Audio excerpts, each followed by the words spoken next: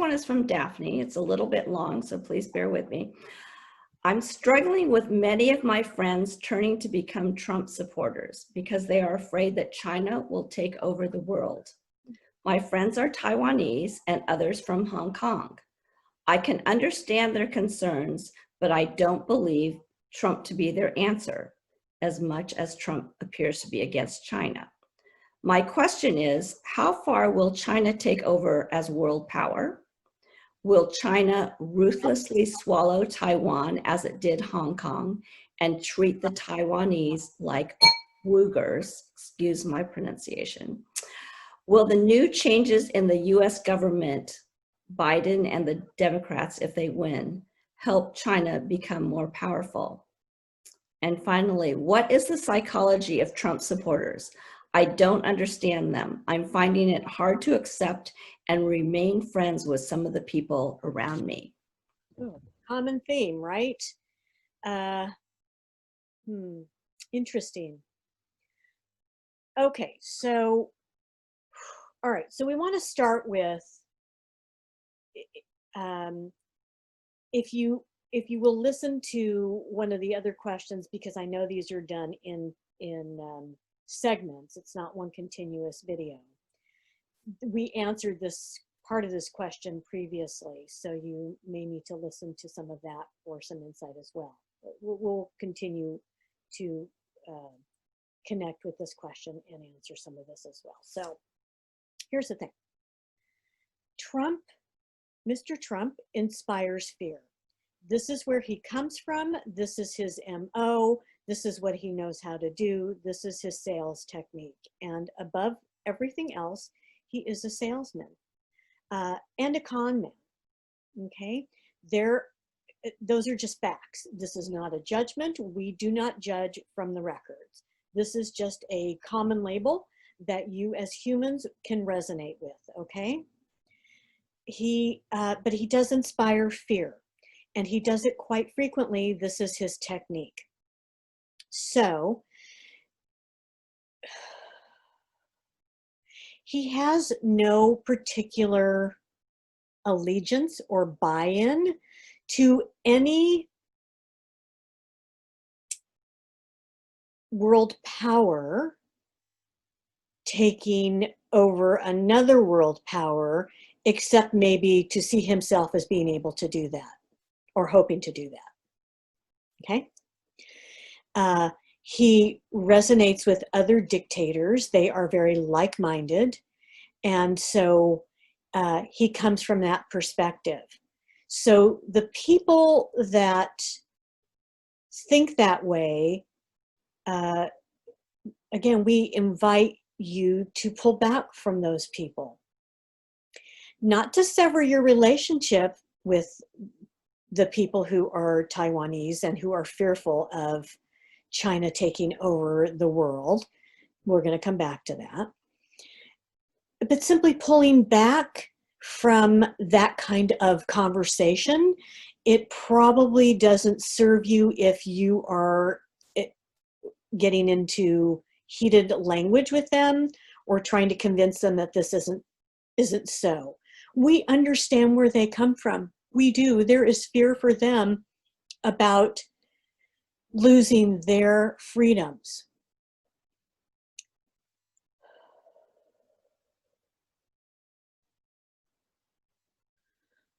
Well, here's what we'll say about China making that move at this point in time. We don't necessarily see that as a priority for China. And again, we remind you that this is a moment in time. That could change when there is a change in management in other places in the world, okay? And China is held more accountable for its heinous human and civil rights acts and actions. Again, we must be responsive and responsible only to ourselves and our own thoughts and actions.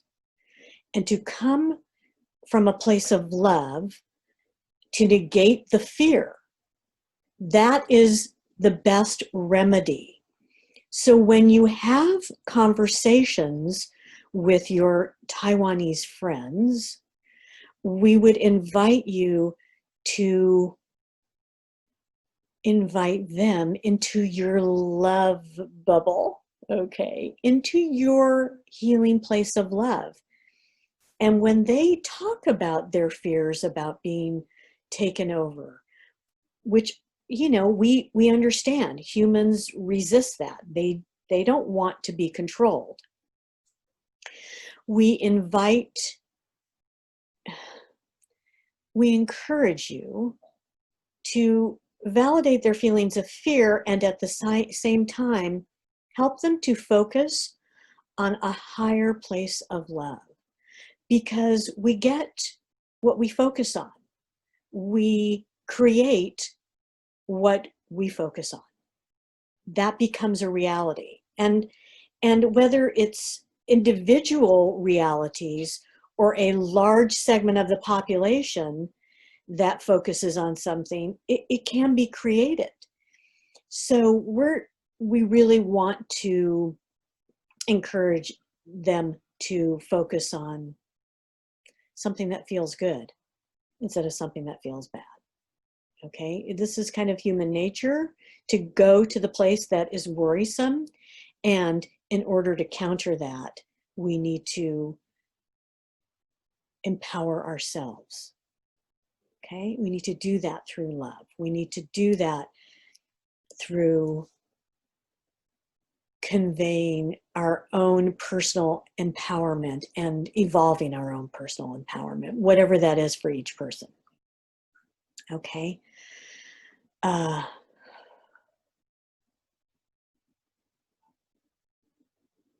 So, did I miss any part of her question? Well, the final part was the psychology of Trump supporters. Oh, yes. Oh, that's a fun question. Okay. That is quite an interesting question. We like that you're asking it. We want to say a caveat. Of course, we're not licensed mental health professionals, so this is from the cosmic viewpoint or the Akashic record viewpoint. Okay? Here's what we can tell you. Fear, fear, fear, fear, fear. Insecurity, lack of self-worth and self-esteem. And it manifests for those people in a cult of personality, i.e. Donald Trump. He is remarkably good at connecting into that, at keying in. He may not be keen or smart at anything else, and we're going to leave that at that. He is really good at finding people's specific Achilles heel in terms of fear, in terms of a lack of self-esteem, of confidence, of worth. And those are the people who want some kind of a leader. Even super intelligent people want to be led in some way. It's kind of, again, human nature.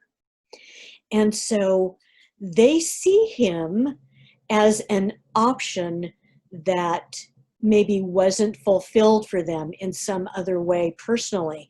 And no matter how book smart somebody is, and there are many, many book smart people who follow him,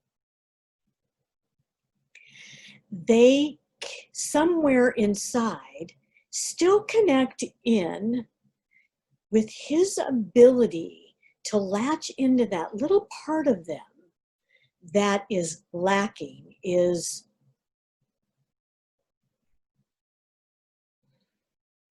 lacking in some way. It may not even seem apparent to anybody else. It may not